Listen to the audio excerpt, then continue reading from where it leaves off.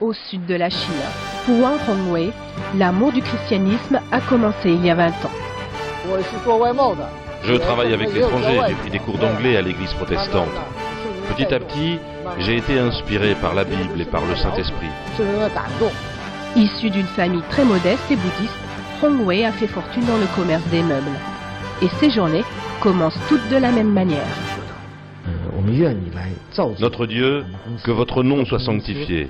Dieu, accorde ta grâce à mon entreprise. En Chine, Dieu s'invite désormais dans les entreprises, prières dans la salle de réunion, croix sur les bureaux ou fixées au mur, Bible offerte aux nouveaux arrivants, le prosélytisme ne choque pas. Pour Hongwei, sa vie, c'est Dieu.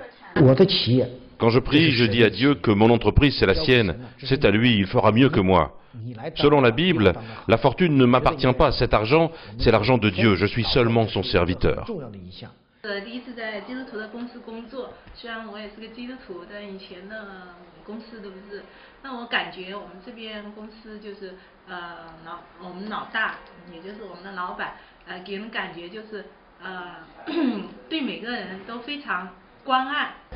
Car Hongwei suit les préceptes chrétiens, travailler dur, avoir une vie simple et servir la communauté.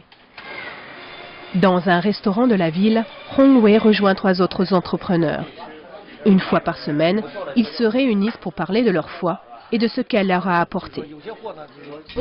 Après avoir obtenu mon diplôme, j'ai voulu devenir une personne honnête. Je ne voulais pas me laisser entraîner dans la corruption.